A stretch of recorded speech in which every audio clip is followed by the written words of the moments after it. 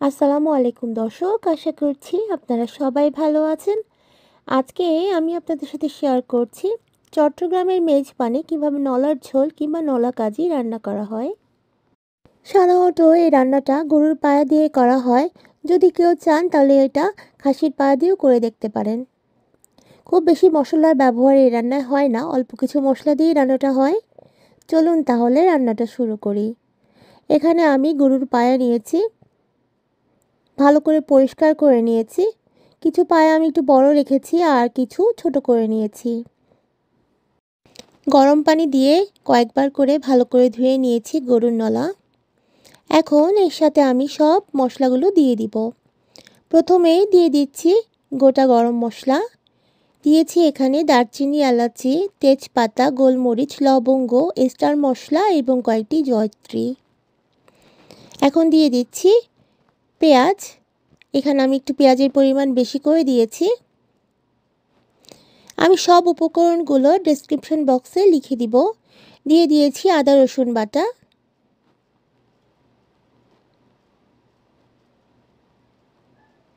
আর দিয়ে দিচ্ছি এখন সব গুঁড়া মশলা।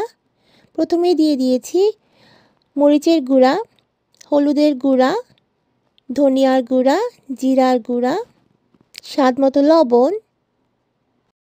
আর এখন দিয়ে দিচ্ছি ধনিয়া পাতার মোটা ডাঁটা। আমি কুচি করে দিয়ে দিয়েছি। এটা দিলে নলার স্বাদটা ভালো আসে। আর দিয়েছি সরিষার তেল। আপনারা চাইলে সয়াবিন তেল দিয়ে রান্নাটা করতে পারেন, আমি সরিষার তেল দিয়ে রান্না করছি। মিশিয়ে নিচ্ছি সব কিছু একটু ভালো করে। এখন দিয়ে দিচ্ছি ফুটন্ত গরম পানি। নলা রান্নায় সবসময় ফুটন্ত গরম পানি দেওয়ার চেষ্টা করবেন। আর রান্না সবসময় ফুটন্ত গরম পানি দিয়ে করলে স্বাদটা খুবই ভালো হয়। এখন আমি সব কিছু ভালো করে মিশিয়ে নিয়ে এবার চুলায় বসিয়ে দিব। নলা রান্না অনেকক্ষণ লাগে হতে। আমি কিছুক্ষণ থেকে থেকে রান্নাটা করব। এখন প্রায় 1 ঘন্টার মতো জাল দিয়ে নিচ্ছি।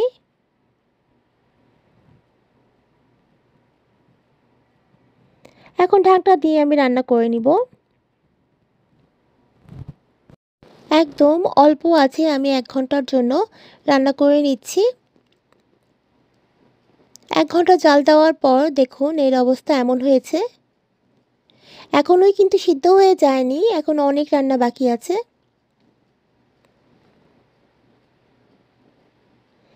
আমি একটু আবারও নেড়ে দিচ্ছি। আমি পানি যা দিয়েছিলাম তার অল্প একটু কমে গিয়েছে।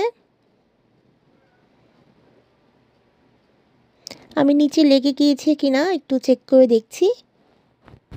আবারও ঢেকে রান্না করছি কিছুক্ষণের জন্য।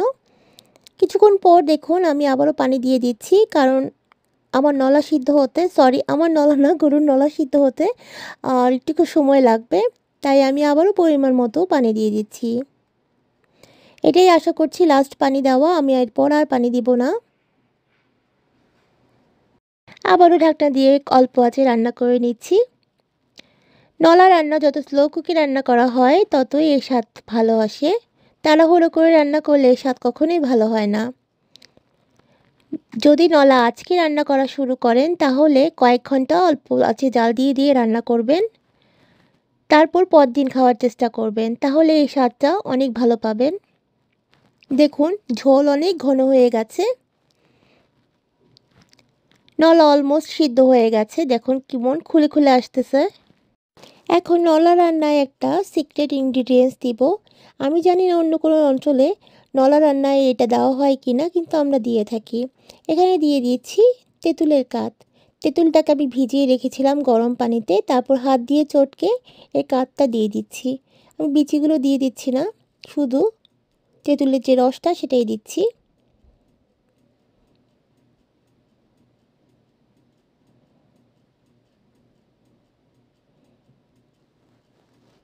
তেঁতুল দেওয়ার পর আমি একটু মিশিয়ে নিচ্ছি ভালো করে।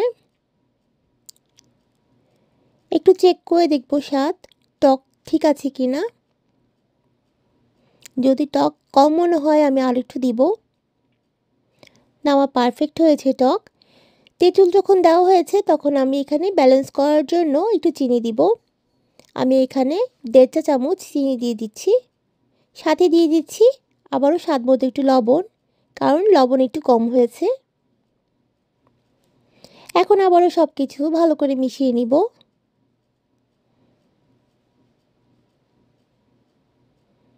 এখন আমি দিয়ে দিচ্ছি কাঁচামরিচ। কাঁচামরিচ দেওয়ার পর আমি আর আধা ঘন্টার মতো জাল দিয়ে নিব। অল্প আঁচে রান্না করে নিচ্ছি। দেখুন আমার নলার ঝোল রান্না করা শেষ। আমি ধনিয়া পাতা কুচি আর আদা কুচি দিয়ে দিয়েছি। আমরা নলার ঝোল আদা কুচি আর ধনিয়া পাতা দিয়ে পরিবেশন করি। ঝোল এতটুকুই থাকবে, আমি আর কমাবো না। আর তেল অনেক বেশি মনে হচ্ছে, কারণ তেল আমি একেবারেই কম দিয়েছি, কিন্তু সবগুলোই নলা থেকে বের হয়েছে। নলা তো আর প্রতিদিন খাওয়া হয় না, বছরে একবারই খাওয়া হয়, তাই একদিন একটু তেল খেলে কিছুই হয় না। নলা যতই স্লো কুকে রান্না হবে ততই এর স্বাদটা ভালো আসে। আশা করছি আমার রান্না আপনাদের ভালো লেগেছে। অনেকেই তো অনেক রকমভাবে নলা রান্না করে থাকেন। সামনে কোরবানি ঈদ আসছে, আশা করছি বাসায় ট্রাই করে দেখবেন। আজকে তাহলে এই পর্যন্তই। ভালো থাকবেন সবাই। আমি আপনাদের জন্য দোয়া করি, আপনারাও আমার জন্য দোয়া করবেন। আসসালামু আলাইকুম, আল্লাহ হাফেজ।